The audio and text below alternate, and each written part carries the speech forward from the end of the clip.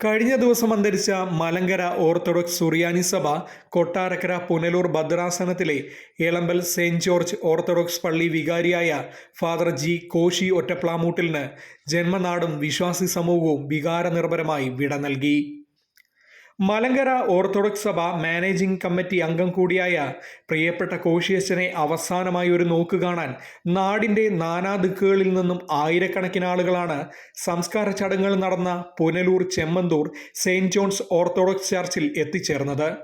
വൈദികനായി സേവനമനുഷ്ഠിച്ച ഇടവകളിലെല്ലാം വികാരനിർഭരമായ യാത്രയപ്പായിരുന്നു കോശിയച്ചന് ലഭിച്ചത്.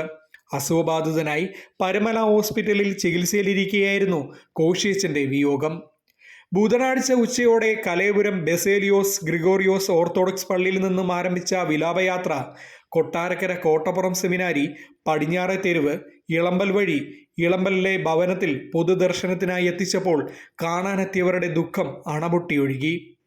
തുടർന്ന് വീട്ടിലെ പ്രാർത്ഥനാ ചടങ്ങുകൾക്ക് ശേഷം വ്യാഴാഴ്ച രാവിലെ Punalur Chemmanthoor saint John's orthodox ചർച്ചിൽ സംസ്കാര ചടങ്ങുകൾക്കായി എത്തിച്ചപ്പോൾ അന്ത്യപ്രണാമം അർപ്പിക്കാൻ വിശ്വാസ സമൂഹത്തിനോടൊപ്പം രാഷ്ട്രീയ, സാമൂഹിക, സാംസ്കാരിക രംഗത്തെ നിരവധി ആളുകളും എത്തിച്ചേർന്നു. സംസ്കാര ചടങ്ങുകളുടെ ഭാഗമായുള്ള അനുശോചന സന്ദേശങ്ങളിൽ കുടുംബാംഗങ്ങളെയും ബന്ധുക്കളെയും ആശ്വസിപ്പിക്കാനാകാതെ വിവിധ വൈദിക ശ്രേഷ്ഠരുടെ വാക്കുകൾ ഇടറി. അനുഗ്രഹകരമായി പൂർത്തീകരിക്കാൻ സഹായിച്ച അതിന് നേതൃത്വം നൽകിയ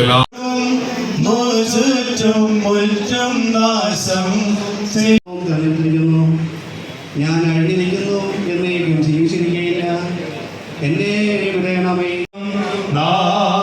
സർവേശ എന്മേലം നാളിൽ കാരുണ്യം ചെയ്യണം നീ പ്രാണപ്രദനല്ലോ ഭൂവിലശേഷം ദൈവത്താൽ പ്രേരിതരായ സ്ലീഹന്മാർക്കും ജാതികളിടയിൽ ഭൂതലസീമയോളം നല്ലവൻകേലും കൈക്കൊള്ളുവോർക്കൊക്കേഴും ഭാഗ്യമെന്നറിയിച്ചു സ്വർഗമഹാരാജ്യം.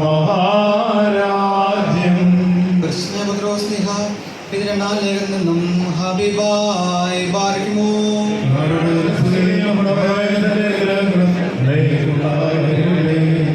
എന്നാൽ പ്രിയമുള്ളവരെ, കർത്താവ് ഒരു ദിവസം ആരും സംവത്സരം പോലെയും ആരും സംവത്സരം ഒരു ദിവസം പോലെയും ഇരിക്കുന്നു എന്ന ഈ കാര്യം നിങ്ങൾ മറക്കരുത്.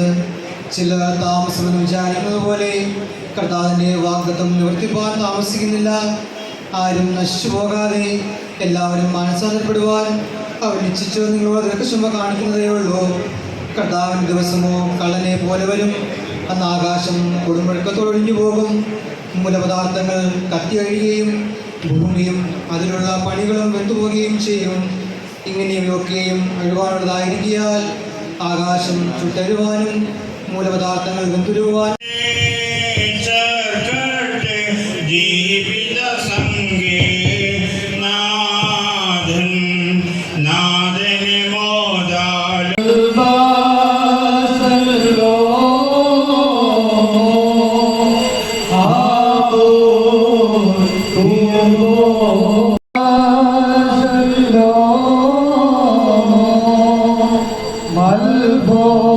ഫാദർ തോമസ് പണി എന്നിവരാണ് ഭൗതിക ശരീരം വഹിക്കുന്നത്. പടിഞ്ഞാറേ വാതിൽ വഴി പുറത്തേക്കിറങ്ങി തെക്ക് വശത്തുകൂടിയാണ് കബറിടത്തിലേക്ക് പോകുന്നത്. അവിടേക്ക് ബഹുമാനപ്പെട്ട അഭിനന്ദ തിരുമേനിമാരും ബഹുമാനപ്പെട്ട വൈദികരും മാത്രമേ ആ സ്ഥലങ്ങളിലുമായിട്ട് നിൽക്കണം എന്ന് ഓർപ്പിക്കുന്നു.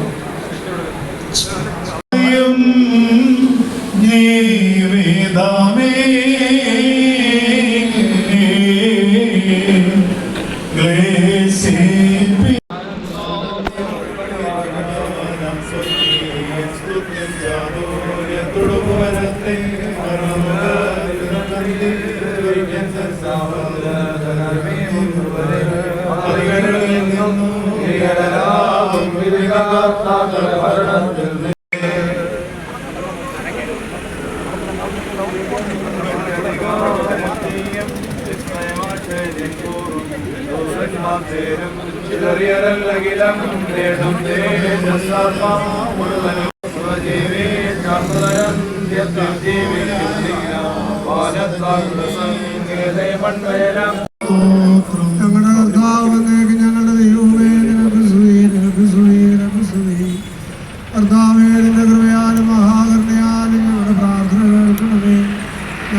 ശുശ്രൂഷകൾ കൈക്കൊള്ളണമേ. ഞങ്ങളുടെ സഹായത്തിന് വരണമേ.